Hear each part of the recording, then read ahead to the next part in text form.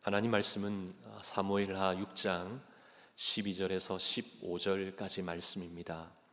사무엘하 6장 12절에서 15절까지 말씀, 우리 한 목소리로 말씀을 함께 봉독합니다. 어떤 사람이 다윗 왕에게 아뢰어 이르되 여호와께서 하나님의 괴로 말미암아 오벳 에돔의 집과 그의 모든 소유에 복을 주셨다 한지라.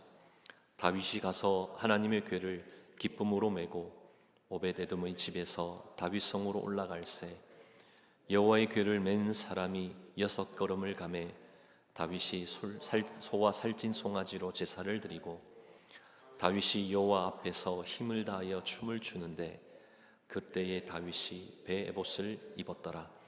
다윗과 온 이스라엘 족속이 즐거이 환호하며 나팔을 불고 여호와의 궤를 메어 오니라. 아멘. 살아계신 하나님 말씀입니다. 요즘 건강에 참 많은 관심이 있는 것 같습니다. 그래서 그런지 우리 인터넷 유튜브를 보면 우리 건강에 대한 참 많은 비결들이 나와 있죠. 건강에 좋다는 약도 얼마나 많은지 모릅니다. 몸에 좋다는 건강식도 여러 가지를 소개합니다. 그런데 건강에 가장 좋은 것은 뭐니 해도 즐기며 살아가는 것이죠. 즐겁게 사는 겁니다. 그렇다고 즐겁게 산다라고 하는 것, 즐기며 산다는 말이 유흥적인 그 의미를 내포하고 있는 것 아니라는 것이죠. 삶을 즐기고 삶을 향유 누리라는 것이죠. 그런데 오늘날은 어떻습니까? 대부분 그렇지 못하다는 겁니다. 원망과 불평 속에 살아가기가 쉽다는 것이죠. 직장을 다니면서도 왜 다니는지 모른 채 그냥 한숨을 내쉬면서 그냥 어쩔 수 없이 다니는 겁니다. 사업체에서도 마지못해 망하지 않으니 그냥 한다는 식으로 그렇게 하기가 쉽다는 것이죠. 이런 사람이 아무리 좋은 약을 먹어도, 아무리 좋은 음식을 먹어도 무슨 소용이 있고 무슨 효과가 있겠습니까? 만약 주부들이 하루 종일 집안일을 하잖아요. 근데 그 일들을 하면서 문득 이런 생각을 한다면 어떻게 되겠습니까? 내 인생도 참 한심하다, 참 따분하다, 허구한 날 이렇게 집에서만 이런 일들을 하며 살아야 하니 참 한심하다, 한심해, 이렇게 생각한다면 아마 그런 생각이 드는 그 순간 주부들은 모든 일을 손에서 놓을 겁니다. 근데 여러분 아십니까? 주부가 가정에서의 그 모든 일이 얼마나 소중한지를, 오늘 하는 그 모든 일들이 가족의 그런 기쁨이 되고 활력소가 된다는 겁니다. 오늘은 어떤 맛있는 반찬으로 또 어떠한 음식으로 맛있게 가족들과 함께 먹을지 고심하며 만든 그 음식들, 그 음식 앞에 온 가족이 모여서 함께 식사할 때 이것보다 더 좋은 행복과 더 기쁨이 어디 있겠습니까? 이것이 바로 즐기며 하는 삶인 것이죠. 이런 생활 속에 기쁨이 있고 행복이 있고 인생의 맛을 맛보는 겁니다. 그런 면에서 신앙생활도 마찬가지여야 한다는 것이죠. 신앙생활도 즐겨야 한다는 겁니다. 신앙도 즐겨야 신앙의 성숙함이 있고 성장함이 있다는 겁니다. 더 큰 은혜를 체험하게 되고 그 깊은 은혜의 세계로 들어가 신앙의 찬맛을 맛본다는 것이죠. 제가 만났던 어떠한 목사님께서 그 교회에 참 많은 어려움이 있다 보니 툭 목사님 입으로 이런 말이 나온 겁니다. 이 짓 안 하면 안 되나? 얼마나 힘들기에 그런 고백을 했을까? 물론 이해는 되지만 그렇게 목회하면 얼마나 힘들겠습니까? 그런 목회의 시간이 정신 건강도 영적인 건강도 피폐해질 대로 피폐해진다는 것이죠. 목회도 즐겨야 하는 겁니다. 그런 점에서 저는 참 행복한 목회자인 것 같습니다. 우리 성도님들과 함께 즐겁게 말씀을 나누고 또 함께 즐겁게 신앙생활을 하고 있는 이 자체가 바로 저에게 주시는 축복인 것이죠. 즐기며 목회하는 것, 바로 행복한 목회자의 모습인 것이죠.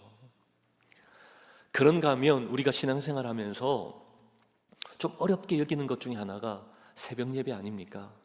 아마 이 새벽 예배 단어만 들어도 마음에 질림이 있는 분도 있을 겁니다. 근데 여러분, 새벽 예배를 위해서 그 새벽 시간에 집 문을 열고 나올 때 그 기분을 아십니까? 그 기분을 전혀 모르신다는 표정이어서 안타깝지만 그 느낌은 어떠냐면, 문을 열고 나올 때 하나님을 그 누구보다도 먼저 만난다라고 하는 그 감격이 있다는 겁니다. 첫 시간을 하나님과 시작한다라고 하는 그 짜릿함, 여러분 생각나십니까? 이런 기분, 이런 행복감, 이런 감동이 있기에 우리가 예배의 자리로 달려 나오는 것 아닙니까? 즐겨야 느낄 수 있는 것이고 맛볼 수 있다는 겁니다. 등산을 좋아하시는 분들, 왜 그 힘든 산을 올라가는 겁니까? 정상에 올라갔을 때 탁 트여 있는 그 절경을 내려다보면서 또한 마주하는 그 시원한 그 공기, 그 기분, 그 상쾌함 때문에 그 힘든 산을 올라가는 것 아닙니까? 낚시하는 사람들도 미끼를 물고 늘어지는 그 고기를 낚아 올릴 때 그 손맛, 그 손맛 때문에 몇 시간 낚싯대를 물에 들이워도 한눈 팔지 않고요, 다 그것만 바라보면서 그렇게 주의 깊게 기다리며 인내하는 것을 보게 된다는 것이죠.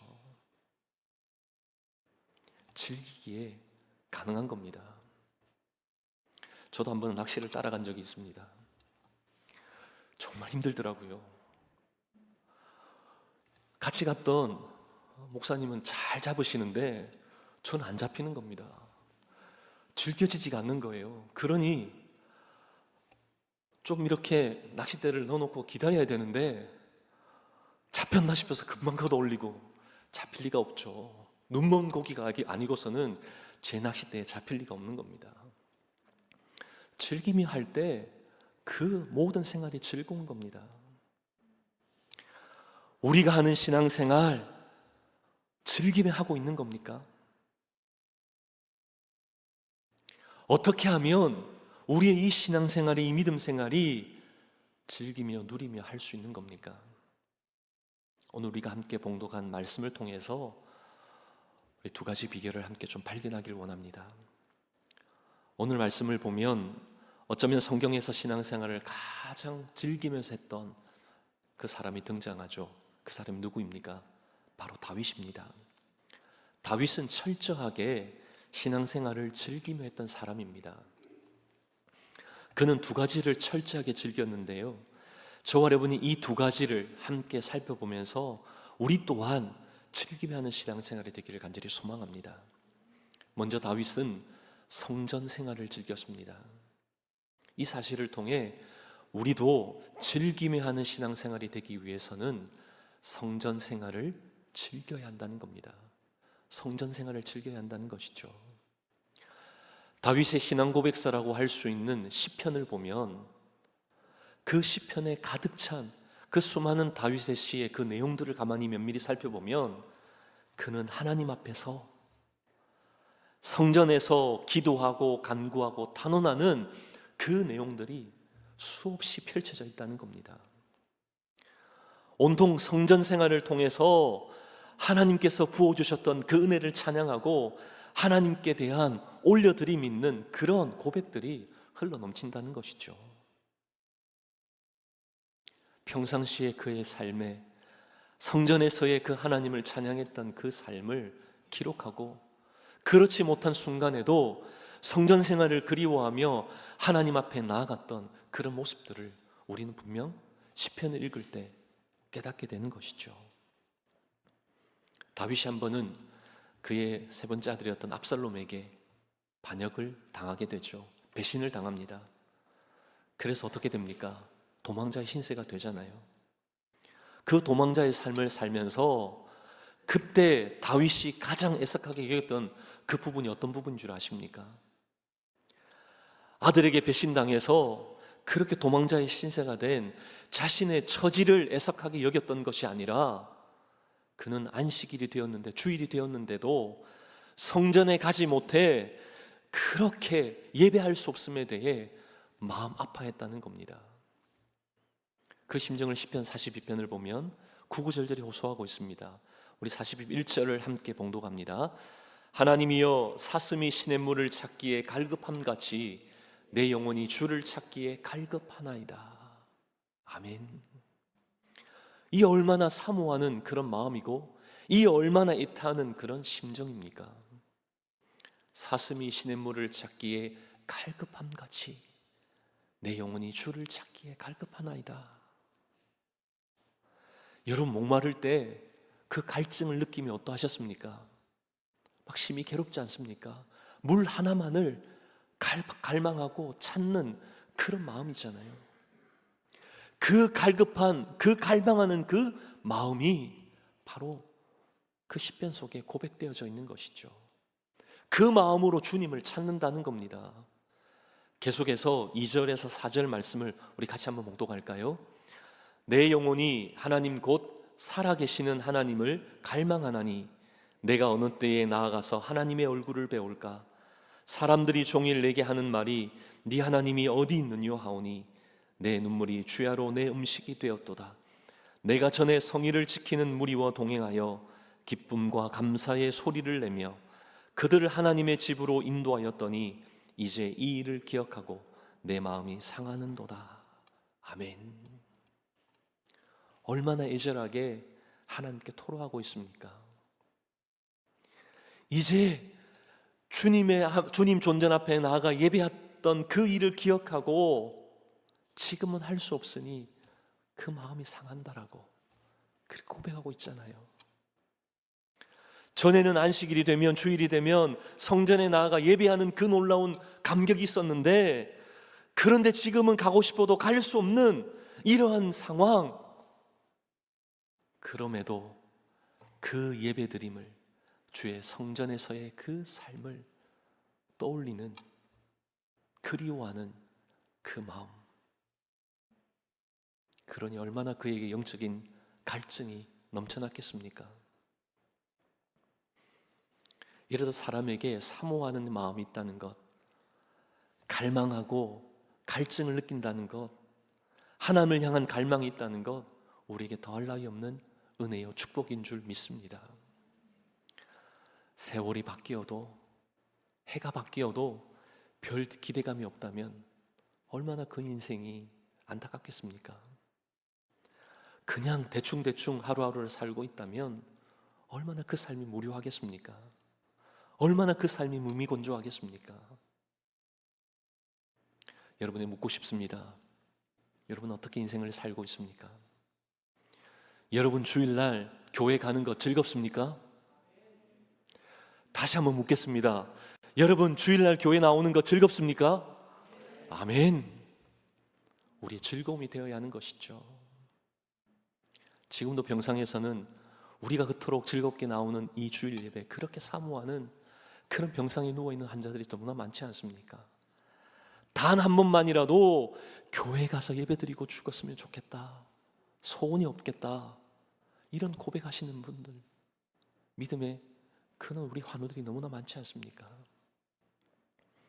그때가 오기 전 건강 주실 때 열심히 주님 존전 앞으로 달려나오는 저와 여러분 되기를 소망합니다. 제가 이전에 사역했던 교회에 한 집사님이 계셨습니다. 이분이 갑자기 신장, 키드니가 안 좋아져서 이제 투석하게 되었습니다. 근데 시간이 흘러가면서 신장이 급격하게 나빠지는 겁니다. 이제는 방법이 없어 신장 이식이 외에는 방법이 없게 되었죠. 그런 상황이 되어도 여전히 예배의 자리를 얼마나 사모하는지 모른다는 것이죠. 여러분, 이런 상황 속에서 예배 자리에 나온다는 건 말처럼 쉽지 않습니다. 여러분, 우리가 감기가 들거나 조금만 아파도 어떻게 됩니까? 우리 그냥 침상에 누워있기 일쑤잖아요. 그런데도 이 집사님은 그렇게 아픈 몸인데도 정갈하게 옷을 입고 몸에 힘은 없기에 휠체어를 타고 있지만 환한 미소를 짓고 맨 뒷자리에서 하나님 예배하는 그 모습 볼 때마다 얼마나 감격이 되는지 모른다는 겁니다. 임종하기 전날까지도 고운 옷을 차려입고 그렇게 새벽 제단을 쌓았던 그 집사, 말씀을 준비하는데 막 모습이 떠오르더라고요. 어떻게 이런 삶이 가능했겠습니까? 장례 예배 때 외동딸이었던 따님이 조사 윤려질을 하는데 그럴 수밖에 없겠구나, 고개가 절로 끄덕여지더라고요.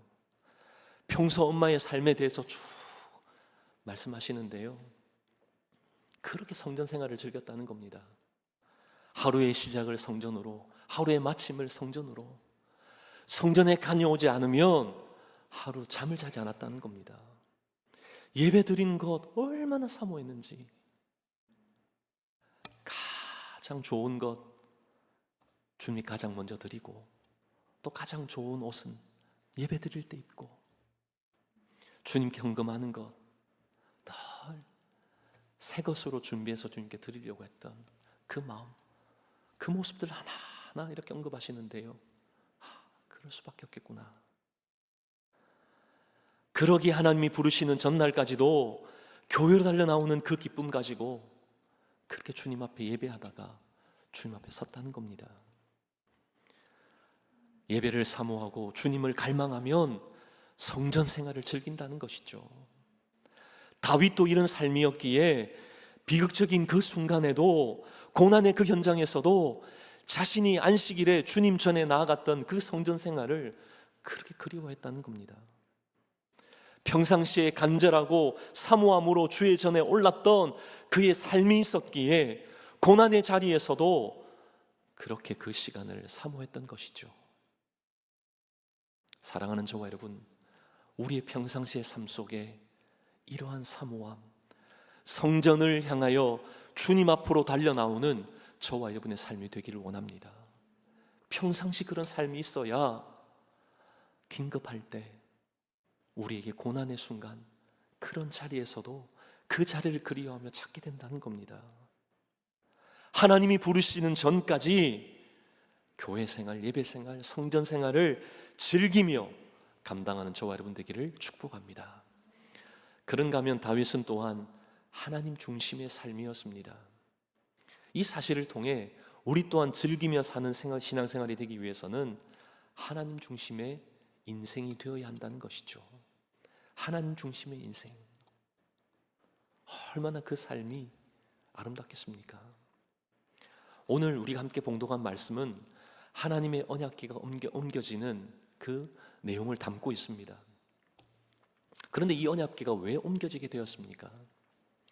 사무엘상 4장 말씀을 보면 이스라엘 백성이 블레셋과의 전투를 치릅니다. 근데 그때 법궤를 가져나가면 이길 줄 알았는데 어떻게 되었냐면 패전했습니다. 그래서 그 법궤를 블레셋에게 빼앗겼던 것이죠. 근데 이 법궤가 기랏 여아림이라는 곳에 오랫동안 그냥 방치되어져 있었던 것이죠. 누구 하나 그 법궤에 대해서 생각조차도 안 했습니다. 그러다가 초대 왕 누굽니까? 사울이 왕에 즉위한 그 이후에부터도 40년 동안 그 이스라엘을 다스리면서도 한 번도 이 버려졌던 이 언약궤를 떠올리지 않았다는 겁니다.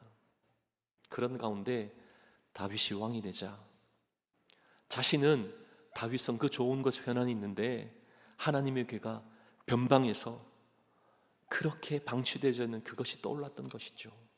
도무지 마음이 편하지 않았던 겁니다.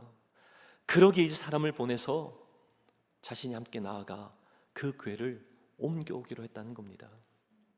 이 언약궤가 무려 어떤 학자는 80년이라고 얘기도 하고 어떤 학자는 100년이라고 얘기합니다. 그 긴 세월 동안 방치되어졌던 그 하나님의 궤가, 언약궤가 이제 예루살렘으로 돌아온다. 여러분 어떤 마음의 생각이 드십니까? 다윗은 그 언약궤가 그렇게 옮겨온다는 그 사실을 바라볼 때 그냥 가만히 있지 못했다는 겁니다. 하나님 앞에 제사를 드렸죠. 그런데 사람들 앞에서 제사만이 아니었습니다. 너무나 기뻐서 하나님 앞에서 그 궤 앞에서 춤을 췄죠. 그런데 옷이 벗겨지는 줄 몰랐다는 겁니다. 여러분 한번 생각해 보십시오. 한나라의 왕이 사람들, 백성들 앞에서 춤추다 옷이 벗겨졌다. 도저히 있을 수 없는 일입니다. 그런데 다윗은 개의치 않았던 것이죠. 하나님 한 분만을 바라보고 하나님이 기뻐하시는 그 일을 한다는 것, 하나님 중심의 삶이었기에 그것이 너무나 기뻐서 그렇게 하는 겁니다. 저와 여러분은 어떻습니까? 하나님과 그런 마음으로 이 예배 자리에 나오셨습니까? 예배 드릴 때 우리의 체면, 우리의 자존심, 혹시나 누가 볼까봐 박수도 조용조용 이렇게 치지 않으셨습니까? 손 들고 찬양하면 누가 혹시 음이라도 잡을까봐 그게 주눅이 들어서 마음대로 찬양하지 못하는 그런 우리의 모습 아닙니까? 다윗은 왕이었음에도 불구하고 옷이 벗겨지는지도 모른 채 그렇게 하나님 때문에 기뻐서 하나님 앞에서 춤을 췄다는 겁니다. 이 모습 하나가 무엇을 의미합니까? 그토록 그의 삶이 하나님 중심, 하나님만을 바라보며 살았던 삶이었다는 것이죠. 하나님 중심으로 하나님만을 바라보고 하나님만을 생각했던 그의 삶이었기에 그 나머지의 모든 것에는 신경 쓰지 않았다는 겁니다. 그러나 그의 아내였던, 왕비였던 사울의 딸이었던 미갈, 그는 어떻게 했습니까? 봉동하진 않았지만 사무엘하 6장 16절 말씀을 보면 그 미갈의 마음에 심중에 업신여기니라, 속으로 비웃었다는 것이죠. 그러자 우리 이 미갈이 다윗이 집으로 돌아오는 그 순간 20절 말씀을 보면 이스라엘 왕이 오늘 어떻게 영화로우신지 방탕한 자가 염치 없이 자기 몸을 드러낸 것처럼 오늘 그의 신복의 계집종의 눈앞에서 몸을 드러내셨도다, 이렇게 비아냥 핀잔을 주었다는 겁니다. 한나라의 왕이 어떻게 채통도 없이 어린애처럼 백성들 앞에서 그렇게 가볍게 행동해 버리느냐, 이렇게 핀잔을 주고 있는 겁니다. 다윗은 전혀 개의치 않았죠. 부끄러워하지도 않았습니다. 오히려 이렇게 고백하잖아요. 22절을 보시면 내가 이보다 더 낮아져 스스로 천하게 보일지라도 네가 말한 바 계집종에게는 내가 높임을 받으리라 한지라. 무슨 말입니까? 사람들에게는 상관없다는 겁니다. 하나님이 아니라면 내 자존심, 내 체면 중요치 않다는 겁니다.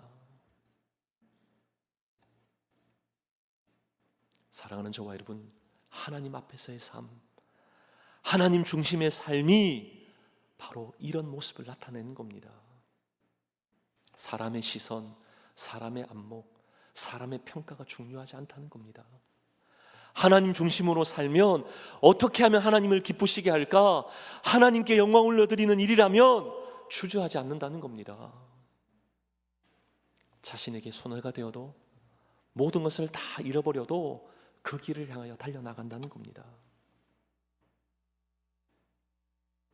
그렇지 못하고 다윗을 비웃었던 그의 아내 미갈, 어떻게 되었습니까? 사무엘하 6장 23절을 보면 그러므로 사울의 딸 미갈이 죽는 날까지 자식이 없으니라. 하나님 앞에서 책망받았던 것이죠. 사랑하는 저와 여러분, 하나님만을 생각하며 하나님 중심으로 그렇게 하나님 앞에서 신앙생활을 할 수 있다면 우리에게는 큰 축복 아니겠습니까? 하나님 앞에서 자존심도 체면도 채통도 다 벗어버리고 마냥 그렇게 천진난만하게 하나님 앞에서 즐거이 찬양하고 영광 올려드릴 수 있다면 우리의 생애에 있어서 가장 큰 그런 복된 날이 아니겠습니까? 지난주 우리 월요일부터 수요일까지 우리의 자녀들, 우리 중고등부 학생들이 우리 헌터 리트리트에서 우리 귀한 수련회를 가졌습니다. 우리 최정님께서 우리 수련회 함께 가셔서 우리 수련하는 그 모습을 촬영하셨더라고요. 그리고 그 모습들을 스케치로 영상을 만드셔서 어제 토요 새벽 예배를 마치고 나서 우리 친교실에 있는 그 TV 화면으로 보여주시는데요, 얼마나 아이들이 감격해하고 밤늦게까지 방방 뛰면서 그렇게 찬양하는지 여러분 나중에 식사하시면서 보실 터인데요, 정말 놀랍더라고요. 그런데 마치 그 모습이 오늘 말씀을 준비하는 이 모습과 오버랩이 되더라고요.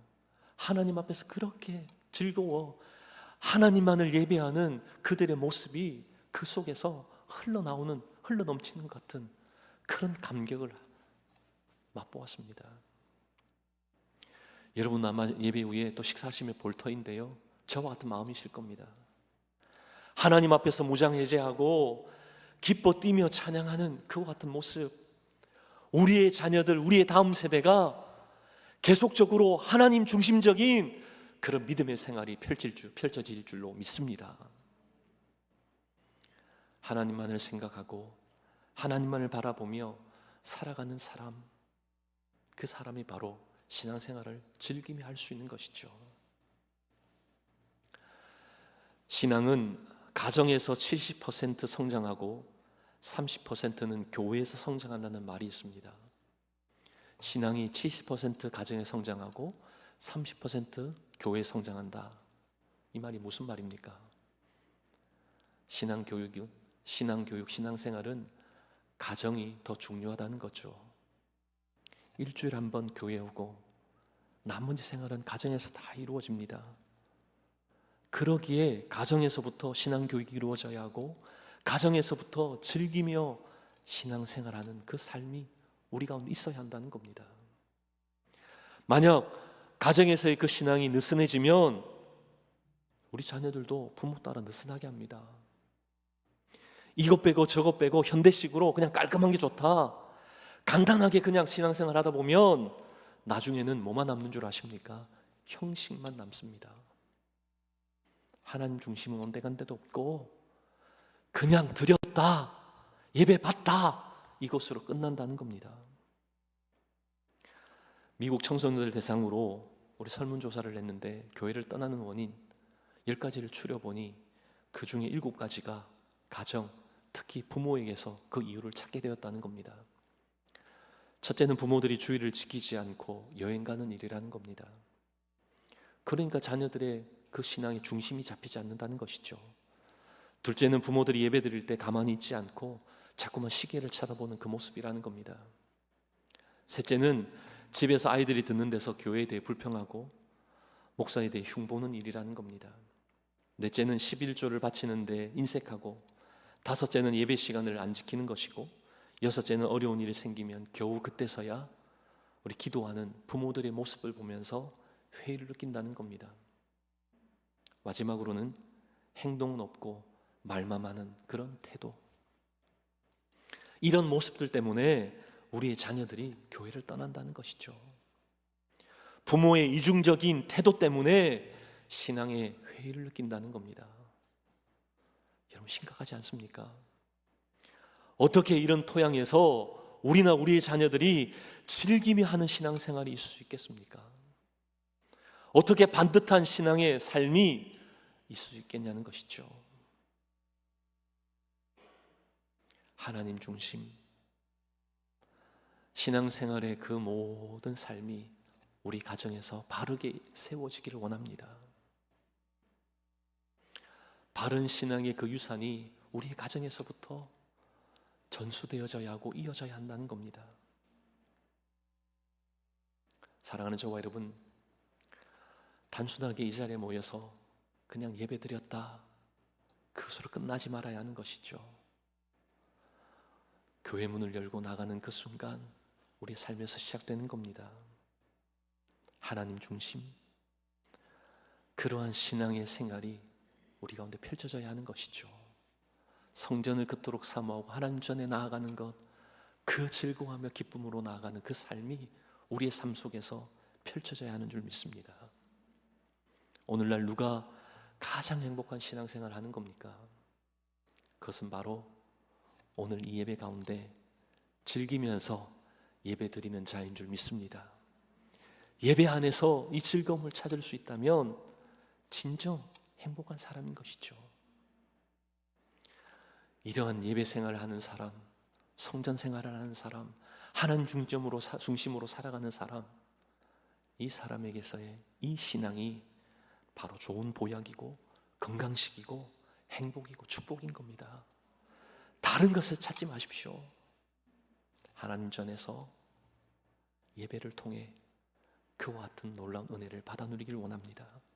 하나님 중심으로 그렇게 삶 속에서 살다가 하나님 중심으로 나와 하나님께만 예배하고 하나님만을 찬양하는 그 일평생의 삶이 되는 저와 여러분 되시기를 주님의 이름으로 축복합니다.